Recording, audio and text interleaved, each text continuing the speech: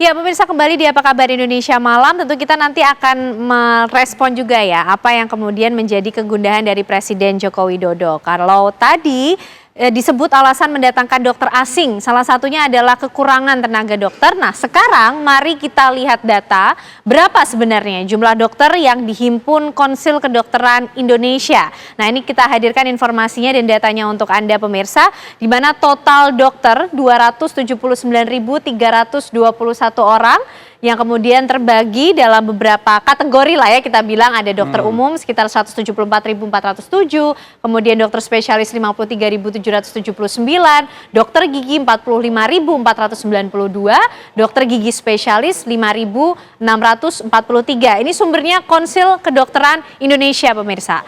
Lalu kami juga memiliki data lainnya untuk Anda. Ini mungkin sebagai pembanding ya dari data yang kemudian dimiliki oleh Kementerian Kesehatan Republik Indonesia. Rinciannya lebih simpel nih Mas Hermawan, dokter umum dan juga dokter spesialis ya. Per Mei 2024 dokter umum ada sekitar 156.310, kemudian dokter spesialis 49.670. Mas Hermawan, kalau melihat data ini nampaknya ada perbedaan nih.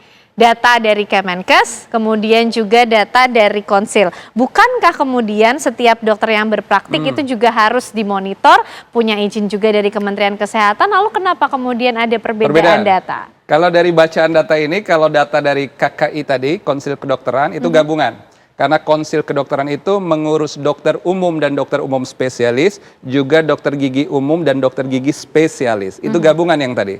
Kalau yang ini hanya berkaitan dengan dokter umum rasanya dan dokter umum spesialis. Nah itu satu. Yang kedua, perbedaan Kemenkes dengan KKI itu pada aspek registrasi.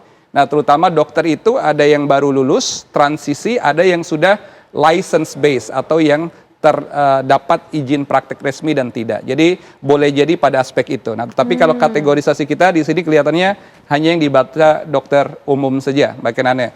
Hanya saja ini kan seperti piramida. Semakin spesialistik dan subspesialistik atau SP2 kita menyebutnya, itu akan lebih mengecil seperti piramida. Karena juga tempat praktek dan kebutuhan penempatannya juga mengecil.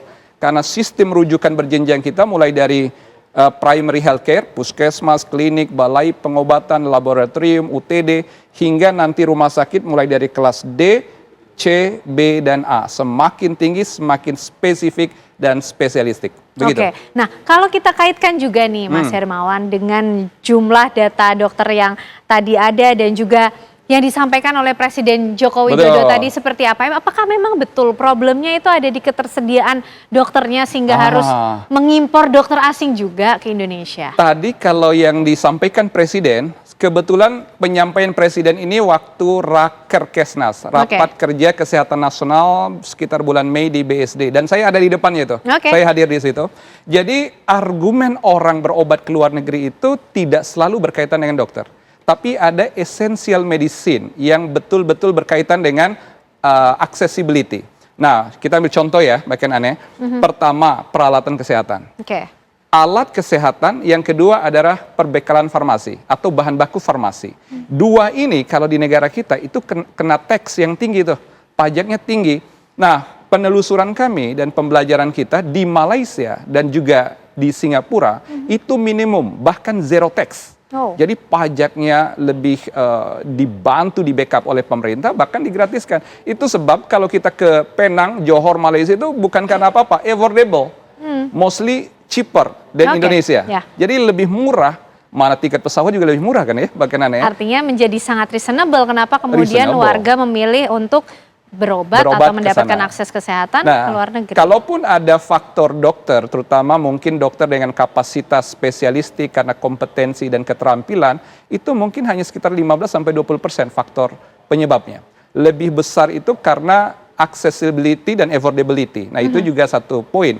Yang kedua berkaitan dengan branding dan image. Nah di negara kita ini orang itu udah rahasia umum kalau berobat dan mengakses pelayanan itu lamanya luar biasa. Tapi ini juga PR kita karena memang sistem rujukan berjenjang kita dan model clustering layanan kita itu memang membutuhkan akses yang lebih lama ketimbang di luar negeri yang memang mereka tidak mengenal sistem yang bertingkat kita begitu. Oke, baik Mas Hermawan, kita lihat dulu ini juga data sebaran dokter di Indonesia ya. Ini untuk kemudian di Indonesia sendiri kita akan saksikan bersama pemirsa, sumbernya dari Badan Pusat Statistik ini Mas Hermawan, dari 10 provinsi dengan dokter terbanyak di Jawa Barat ada 27.091 orang, kemudian Jawa Timur 23.047 orang.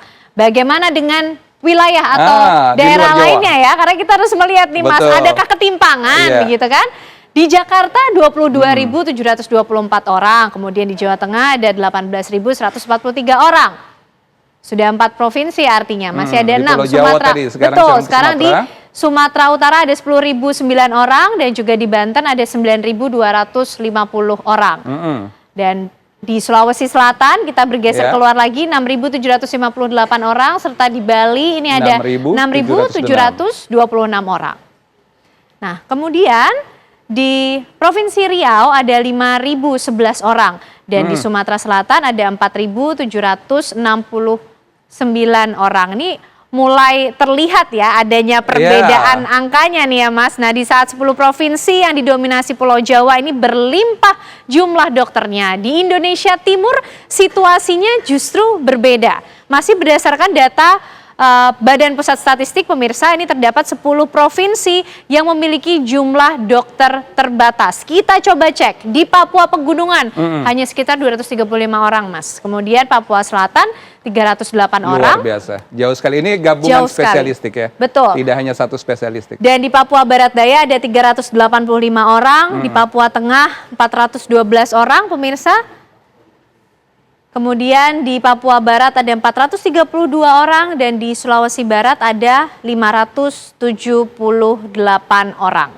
Dari 20 ribuan di Pulau Jawa, Timur Indonesia hanya ratusan. Nih Mas Hermawan, di Gorontalo 678 orang, kemudian Kalimantan Utara 691 orang pemirsa.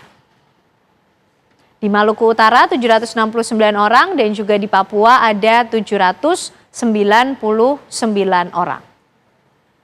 Baik, datanya sudah kita miliki nih Mas Hermawan, tapi ditahan dulu. Kita akan kupasnya usai jeda pemirsa, kami kembali untuk Anda. Baik, masih bersama kami di Apa Kabar Indonesia Malam. Pemirsa, menarik ketika kemudian tadi kita melihat ya Mas Hermawan, faktanya di Indonesia Timur luar biasa ya, gapnya tinggi sekali sangat tinggi, dari puluhan ribu kemudian hanya menjadi ratusan orang saja kemudian yang ditemukan di Indonesia Timur. Apa kemudian yang terjadi? Data ini itu hanya mengonfirmasi tentang sumber daya dan akses terhadap pendidikan kedokteran.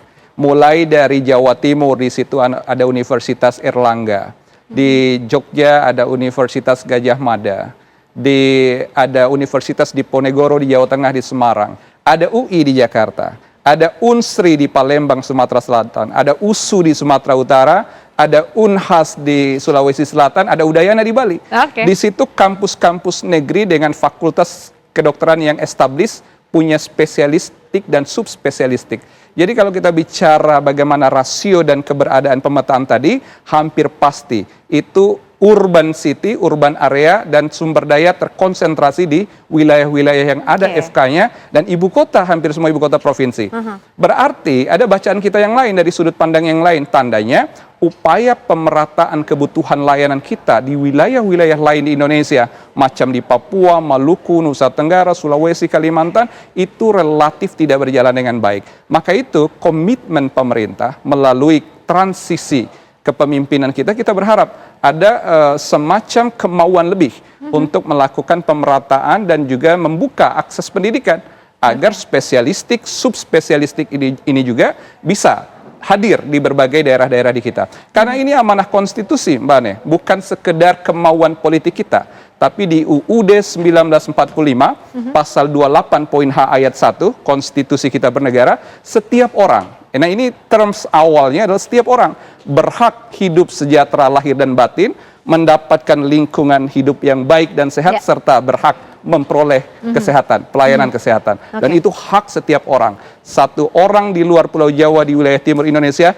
sama dengan berjuta orang di Pulau Jawa dan Sumatera. Ini makna yang harus kita kejar nanti di dalam model pendidikan dan juga task shifting yang harus kita dapat di negara kita, Mbak Nana. Oke, baik. Terima kasih Mas Hermawan Saputra. Malam hari ini kita sudah membahas mengenai bagaimana kemudian polemik wacana masuknya dokter asing ke Indonesia.